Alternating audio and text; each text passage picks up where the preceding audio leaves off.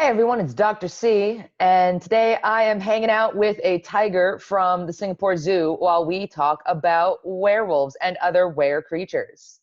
All right, guys, let's get started and go through some of the few basic concepts that relate to werewolves. So first, a werewolf is someone who suffers from lycanthropy. Lycanthropy is the ability to morph into a wolf. And when you listen to one of the lectures on the early European concepts of the werewolf, you will learn where the word lichen, why lichen is associated with werewolves.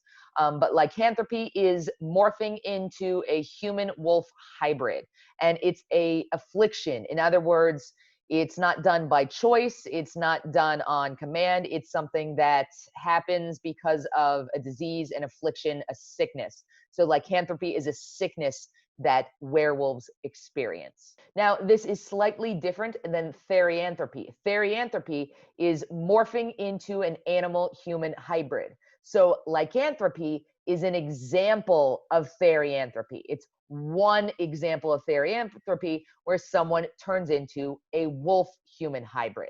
But there are other forms of therianthropy that we will talk about. And when you guys listen to the lecture about were creatures or metamorphs elsewhere in the world, you realize that all of the were people, right, or metamorphs are all sorts of different animals. They're not automatically a wolf. That's the European conception, and we'll talk in one of the lectures as to why. But therianthropy occurs in a number of different societies where you have monster creatures that are afflicted by the curse of transforming from human to some animal-human hybrid. Now, one of the universals, if we're talking about werewolves specifically, is the concept of the moon, right? And wolves howl at the moon, so there's that association together. But if you actually think about it, it's very interesting that werewolves are associated with morphing with the moon.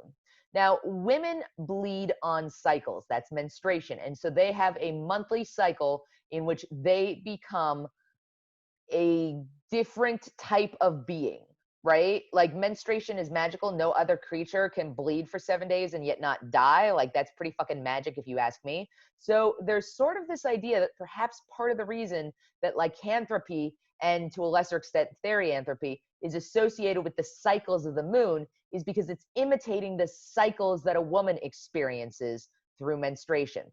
And so it's a reaffirmation of man's connection to nature, or humanity's connection to nature, the inability to control oneself.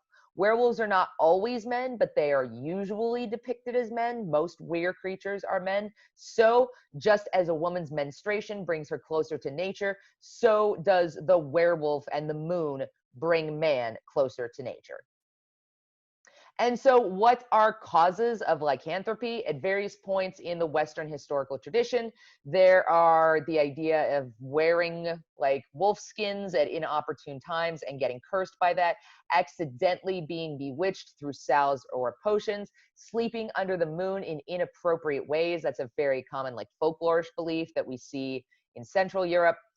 The eating of human flesh or the serving of human flesh to others. And this starts with an ancient Greek myth and repeats in a lot of the Northern European myths, the idea of eating human skin or eating human flesh, which is different than a vampire who drinks blood.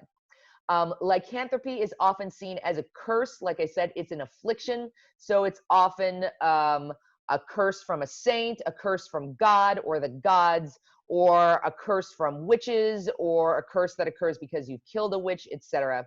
And then, to a much lesser extent, but in a few of the traditions, we see the idea of actually being bitten by a werewolf is what causes one to become a werewolf. So it's passed on from one werewolf to another. But as with vampires, that's a much later addition. That's not part of the original mythology. And so, unlike other conditions like vampirism, you can cure werewolves in a lot of the traditions.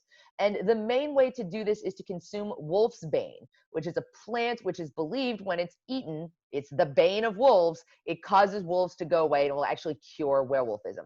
So it can be eaten or made into a tea. This is magical, and either this kind of magic or other kind of magic can be used to cure werewolfism.